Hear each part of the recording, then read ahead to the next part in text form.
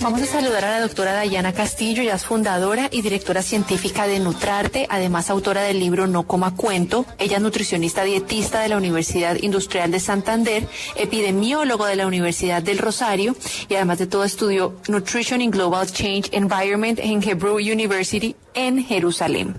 Doctora Dayana, bienvenida y qué alegría comenzar el año con usted. Caro, Cami, muchísimas gracias a ustedes por invitarme nuevamente a este espacio. Yo la más feliz de poder hablar de estos temas que me encantan. Bueno, pues doctora, decíamos con Camila que ella es súper juiciosa con su gimnasio y me contaba que están repletos los gimnasios. Pero además de todo, yo recibo muchas preguntas, sobre todo en Novoa Nutrición, mi cuenta de Instagram, que me dicen cómo retomo la dieta. Y a todos les he dicho, espera el martes, que la doctora Dayana va a estar ahí con nosotros. Entonces, doctora Dayana, ¿cuál sería el paso a seguir a partir de ahora de aquellas personas que quieran bajar de peso saludablemente o al menos retomar su alimentación sin caer en excesos?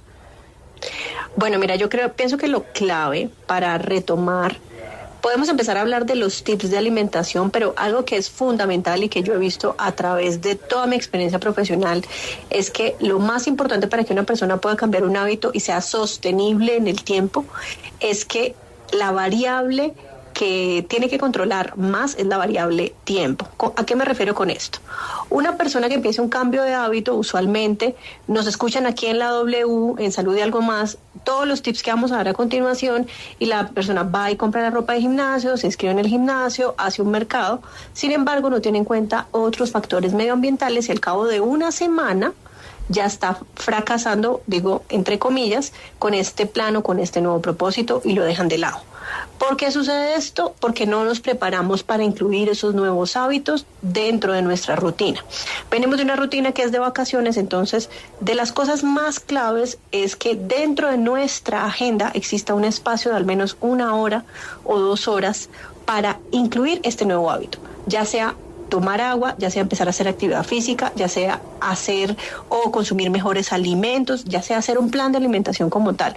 Cualquiera que sea, o si quieres hacerlas todas al mismo tiempo, también te recomendaría que hagas una a una, es decir, no hacerlas todas a la vez. Entonces, esto es fundamental para que se pueda sostener a largo plazo el cambio del hábito y sobre todo porque esto va a empoderar a la persona. Entonces, si tú te empiezas a cumplir, sacas 30 minutos todos los días dentro de tu agenda que son dedicados para este proceso de aprendizaje, porque es un proceso de aprendizaje cuando uno quiere bajar de peso, tú tienes que aprender a cómo comer los alimentos, a qué alimentos incluir, en qué momento del día vas a hacer la actividad física, cuáles son los alimentos, las preparaciones que vas a poder ejecutar más rápido. Entonces, todo esto es súper importante, la variable tiempo. Entonces, en cuanto a los tips, o no sé si ustedes más adelante tienen más preguntas sobre esto, pero en cuanto a los tips, es fundamental.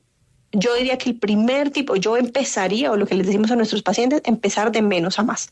Es decir, con los tips o con los hábitos que son más fáciles de incluir. Entonces, ¿qué puede ser eso? Por ejemplo, tomar más agua. Cumplir tomar más agua es tener un termo al lado del escritorio o al lado del computador para la gente que trabaja, o tenerlo llenito todo el día, tomar más agua. Después, dormir mejor.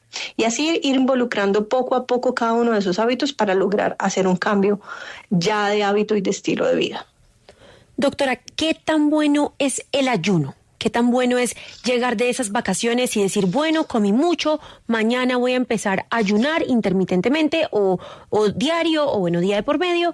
Pero ¿qué tan bueno y qué tantos resultados nos puede dar el ayuno? Mira, el ayuno se ha hecho muy popular por los estudios que hay en hombres. El ayuno, cuando se somete a un periodo puntual de tiempo mayor de 13 horas, entre 13 y 20 horas aproximadamente, que es lo que dicen los estudios. Estos estudios están hechos en hombres por corto plazo y por tamaños muestrales pequeños.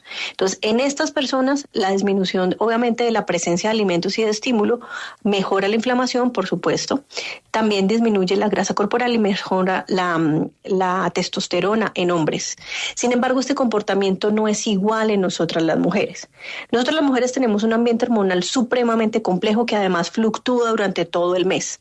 En algunos, si a ti se te ocurre hacer ayuno intermitente, te osas hacer ayuno intermitente premenstrual, esto va a ser una tormenta para ti. Lo que vas a hacer es que involucres o propenda que tu cuerpo genere una destrucción de masa muscular para obtención de energía. Entonces, esto nadie te lo dice en las redes sociales y es súper popular y hay retos del ayuno, pero en mi experiencia, en mi concepto, el ayuno es muy exigente en nosotras las mujeres porque requiere varias cosas, requiere preparación, requiere un ambiente hormonal puntual, que la gran mayoría de las mujeres que están entre los 25 y los 42 años de esta generación, diría yo, millennial, Gen Z un poco, tiene muchas alteraciones en el sistema reproductivo de la mujer. Entonces, yo pienso que el ayuno no es la mejor herramienta. No estoy diciendo que sea malo. Creo que no es la mejor herramienta si uno lo quiere implementar en un proceso de pérdida de peso empezando el año. ¿Por qué? Porque nosotras las mujeres nos va a requerir unos estudios adicionales, una asesoría adicional. ¿Qué pasa con muchas personas? La gente usualmente cuando se mete a hacer ayuno intermitente no hace un proceso adaptativo. O lo hacen, pero de forma choqueante. Dices tú hoy, estás comiendo 5 comidas y mañana dices, ay, voy a hacer ayuno intermitente. No haces un conteo real de tus necesidades, entonces lo que terminan haciendo es una dieta restrictiva. Entonces, ¿qué pasa? Hay pérdida de masa muscular, hay fatiga, hay efecto rebote, es decir, la gente genera una fatiga tal que a la semana ya no lo puede sostener, o la gente que se obliga a sostenerlo durante mucho tiempo genera un agotamiento y un desbalance en el ambiente hormonal de la mujer. Entonces, yo no digo que el ayuno intermitente sea malo. El ayuno requiere de muchas variables en las mujeres, en los hombres es más fácil, por eso ustedes ven que los grandes promotores de ayuno intermitente son hombres.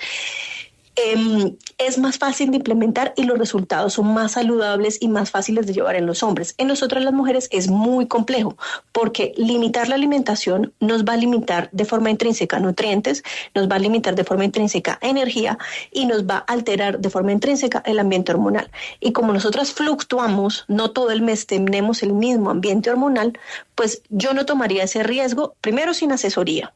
Y segundo, como decir, como, ay, bueno, volví de vacaciones, entonces voy a hacer ayuno intermitente, voy a leerme tal cosa, entonces dejo de comer a partir de las 2 de la tarde. Yo creo que hay herramientas más fáciles que te permiten no experimentar una sensación de ansiedad que pueden llevarte al resultado sin poner en riesgo otros factores. Entonces, así como hay gente que le va muy bien con el ayuno, yo tengo pacientes, muchísimos, pero te digo, o sea, montones en cantidades abundantes que vienen de hacer un ayuno o ayuno mal hecho, que ahora nos toca corregir, problemas tiroideos, problemas de masa muscular, de alteración de la masa muscular, de alteración del ambiente hormonal por ayunos intermitentes mal hechos. Ana, hay algo súper importante a la hora de conservar la masa muscular para uno bajar fuerte y no aguado, ¿no? Que es el consumo de la proteína. Y acá tenemos un oyente que escribe algo súper interesante y dice, ¿cómo es posible asegurar el requerimiento proteico si tenemos en cuenta el caso de una persona? Vamos a ver el ejemplo que pone el oyente de 67 kilos de peso. ¿Cuánto alimento fuente de proteína se debe consumir para asegurar este requerimiento? Y me gustaría, doctora, que nos explique cómo es que se mide la proteína. ¿No es que uno pone en la balanza la proteína cruda o caliente o cómo es? Mira, lo que pasa es que hay un error en la comunicación y en la percepción de lo que la gente cree que es proteína. Entonces, la carne es un alimento fuente de proteína, pero el 100% de la carne no es proteína. Es decir, usualmente nosotros llamamos proteína al pollo, a la carne, a las leguminosas, porque decimos, estos alimentos son fuentes de proteína. ¿Sí? Eso quiere decir, cuando nosotros nos referimos a el pollo, la carne, el pescado, eso quiere decir que esos alimentos, su gran proporción de su composición es proteína. Y hay algunos que tienen mejor composición que otros, como por ejemplo el huevo es una proteína de alto valor biológico, la carne en su composición es una proteína de alto valor biológico, las leguminosas, por ejemplo, de 100 gramos de leguminosas solamente del 17 al 23 de esos gramos son proteína. Lo que pasa que es dentro del ambiente vegetal, las que más tienen son las leguminosas, pero dentro de su composición lo que más tienen son carbohidratos. Entonces la gente no entiende muy bien la diferencia entre el alimento y el nutriente. Entonces, al incluir incluir la proteína depende de muchas variables. uno ve en redes sociales que 1 gramo por kilo de peso, y si quiere subir, entonces 1.2 hasta 1.8. La gente en fitness puede llegar hasta 2 gramos por kilo de peso. Digamos que estas apreciaciones son muy generalizadas porque no tienen en cuenta otros factores del ser humano, como las necesidades energéticas tuyas. Entonces, por ejemplo, si tú estás consumiendo tu alimentación normal y dices, ay, yo quiero subir masa muscular, entonces voy a comer 1.5 gramos de peso de proteína. Entonces, ahí te vas a hacer el cálculo, buscas el alimento que es más fuerte o que aporta mayor cantidad de proteína, o compras una proteína como suplemento, y digamos que de forma somera haces el cálculo medianamente bien. Que eso es difícil lograrlo, pero digamos que lo haces medianamente bien. Resulta que la gente no tuvo en cuenta que sus hábitos ya tienen un consumo o una ingesta de energía que es la que tú necesitas en el día, y que si tú aumentas la cantidad de proteína vas a incluir muchísima más energía también. Entonces, mucha gente se pone a tomar proteína y se sube de peso. Entonces dice, ay, es que a mí me dijeron que para mejorar la masa muscular yo tenía que comer más proteína. Y claro, consumes más proteína, pero no haces una redistribución del resto de los nutrientes en tu alimentación que se requiere para que esa proteína se absorba de forma correcta, tú subas masa muscular sin que eso te suba de peso. Entonces, esto le pasa a muchas personas que van a los gimnasios, dicen, ay, yo me veo más fit, pero me peso muchísimo más y me veo más trozudo. Claro, porque no haces una redistribución del resto de los nutrientes. Entonces, vuelvo a la pregunta que me hiciste, ¿cómo calcular eso? Entonces, digamos que la forma sencilla para el ciudadano a pie es lo que les acabo de decir.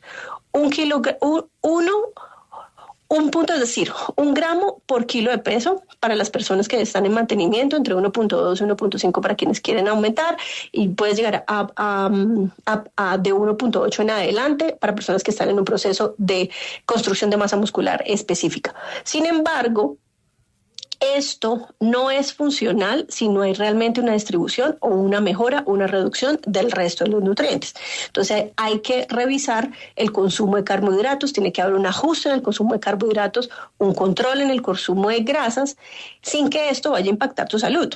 Entonces, digamos que aquí es donde está el quick de la nutrición, ¿no? El arte de lo que es hacer una alimentación balanceada. Entonces, yo lo que les recomendaría es, si quieren empezar a mejorar su masa corporal, incluir más proteínas, yo tengo un video donde en mis redes sociales donde muestro cómo debería distribuirse el plato para que sea más saludable y puedas incluir todos los nutrientes sin problema. Sin embargo, lo que pueden hacer es esto: empezar a involucrar más proteína dentro de tu alimentación y disminuir el aporte de carbohidratos que venías consumiendo. Por supuesto, eliminar los alimentos ultraprocesados, es decir, alimentos de paquetes, gaseosas y demás que aportan calorías vacías, y mantener un aporte de vegetales estable y estándar que sea por lo menos de la mitad de tu plato.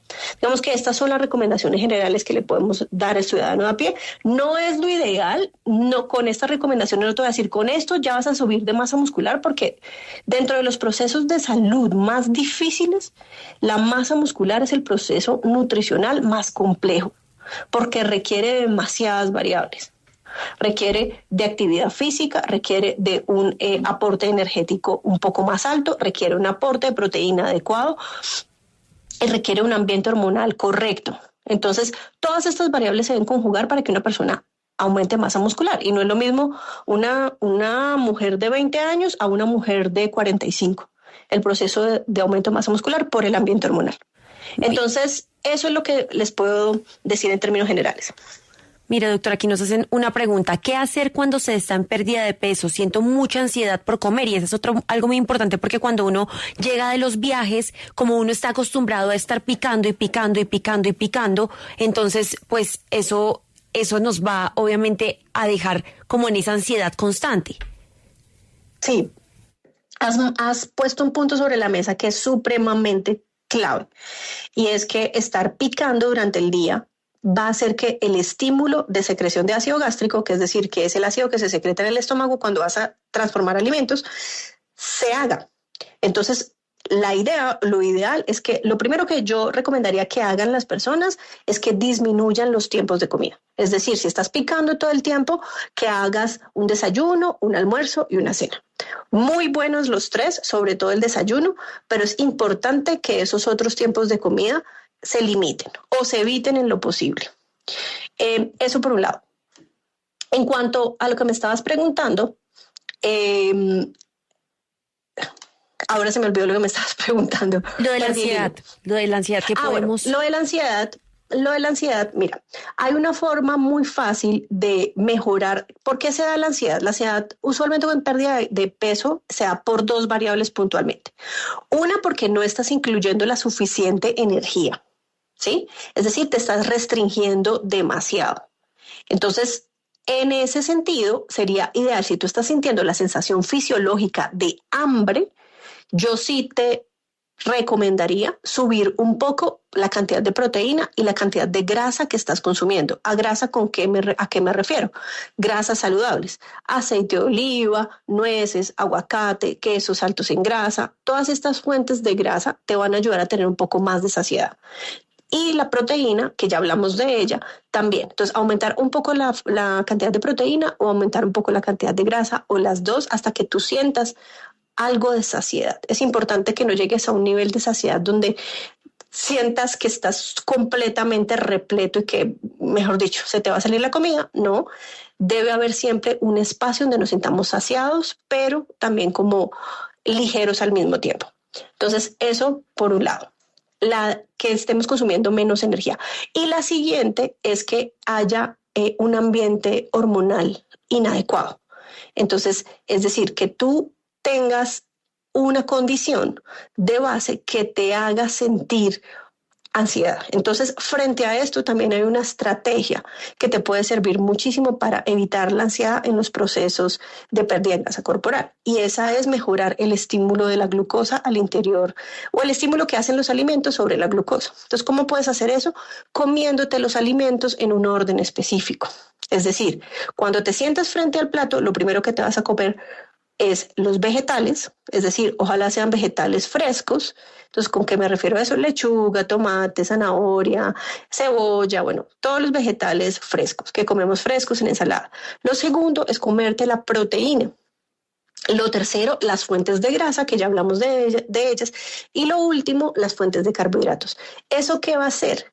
Que el pico de glicemia sea más estable y tu cuerpo tenga más tiempo de desdoblar esa energía. Al no haber esos picos de glucosa tan altos, tu cuerpo no va a estimular la sensación de ansiedad.